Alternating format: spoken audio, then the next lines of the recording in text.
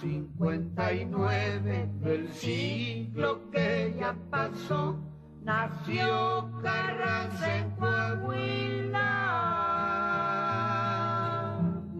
y en el campo se formó.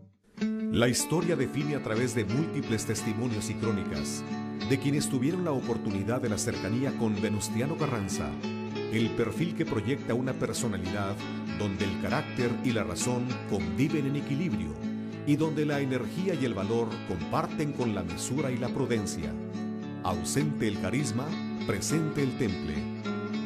Su conciencia de responsabilidad se refleja en su voluntad para enfrentar con liderazgo determinante la urgencia y gravedad del momento en que Victoriano Huerta había roto el orden constitucional y criminalizado su ambición al deponer y ordenar la muerte del presidente Francisco I. Madero.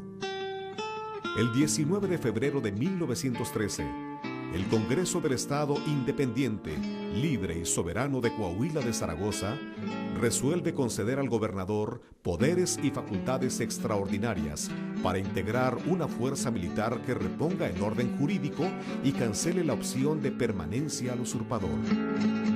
Carranza logra sumar apoyos para la causa constitucionalista. En un poco más de 2 meses, logra recorrer la mayoría de los estados del norte, en un periplo de más de 3.000 kilómetros para conformar un ejército combativo y victorioso. Posteriormente, la sublevación contra Huerta se extiende a todo el país. Se suman partidarios por toda la República. Carranza reafirma su fuerza y liderazgo, al tiempo que va descubriendo una gran diversidad de visiones y voluntades, algunas contrastantes, de aquellos que, como él, proponen un nuevo orden social y político.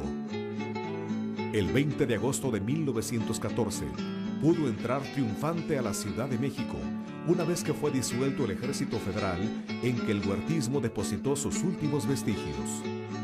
Hoy se le conceptualiza como puente entre siglos, por su convivencia circunstancial con el gobierno porfirista y su posterior defensa de Madero y Pino Suárez y el régimen institucional mancillado. Como gobernante, Carranza fue un convencido del sistema federal y apoyó decididamente la autonomía municipal, nutrido seguramente por la experiencia como alcalde de su natal Cuatro Ciénegas.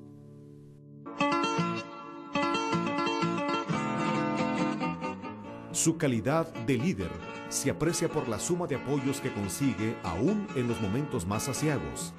Carranza se esmeraba en sumar adeptos sin perder nunca su modestia y sencillez, que aunado a su inteligencia y sentido común, le otorga respetabilidad ante todo aquel que le trata y le conoce.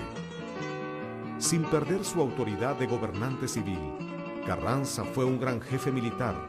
Su astucia y previsión han decidido muchos de los triunfos importantes de los constitucionalistas. Tuvo que sobreponerse a la pena de combatir a antiguos compañeros de armas cumpliendo su deber. No cayó nunca en debilidades y aceptó siempre con entereza la lucha más dura sin importar contra quién fuera. El guerrero estaba a la altura del político. Carranza ha sido también un gran reformador. Antes de la promulgación de la Constitución, había decretado una ley agraria y la de la autonomía municipal, a las que se les conoce como leyes preconstitucionales. A pesar de las múltiples presiones de Estados Unidos y de otros países, recordemos las ocupaciones del puerto de Veracruz, tuvo siempre la resolución para que México fuera tratado conforme a los principios de política exterior que él concibió en lo que habría de conocerse como Doctrina Carranza, según la cual todas las naciones son iguales ante el derecho y deben respetarse mutuamente, lo cual constituye en nuestros días un referente obligado en el ideario de la diplomacia internacional. La seguridad que tienen los hombres que sirven a Carranza es la de saber que nunca admite cargos sin comprobación, que apoya a sus amigos, que es consecuente, que sabe apreciar los méritos y que conoce el valor de la amistad personal y de la solidaridad política. Fue financiero brillante. Prueba de ello es la emisión de papel moneda que se utilizó en su cruzada militar. No debiera contarse propiamente como parte de su estrategia, puesto que fue una medida transitoria que corresponde íntegramente, por sus propósitos y por la época en que se usó de ella, a la política revolucionaria, pero que destacó porque fue el primero y más inconfundible de los actos de independencia financiera de Carranza.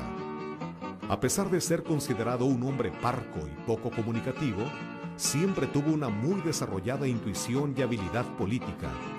Consciente de que la información es convicción, tuvo la visión para crear su propio periódico itinerante, que le permitía llegar a cualquier plaza y comunicar sus ideas y propuestas, e incluso disposiciones legales. El periódico El Constitucionalista fue una de las armas más efectivas de su movimiento. Logró convocar a las fuerzas políticas y militares del país a debatir y a aprobar la Constitución de 1917, que promulgó el 5 de febrero de ese año. Ahí se reflejan las más altas aspiraciones por las que tantos mexicanos lucharon y murieron. En su momento fue considerada la más avanzada del mundo.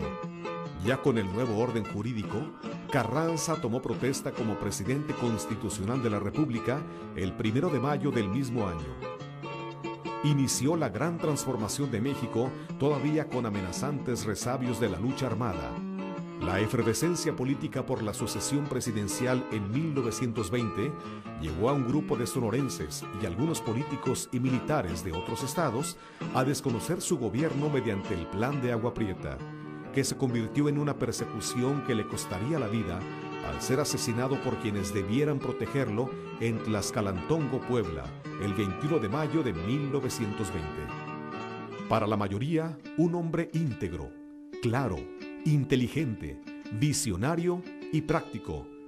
Para algunos, enigmático, inflexible, obstinado, desconfiado y calculador.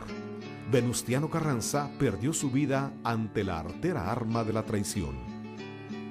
El 19 de febrero, día que fue escogido para celebrar año con año a nuestro Ejército Nacional, nos remite necesariamente a la misma fecha de 1913, en que el Congreso de Coahuila asumió una postura patriótica al iniciar desde la legalidad un gran movimiento para reponer el orden constitucional.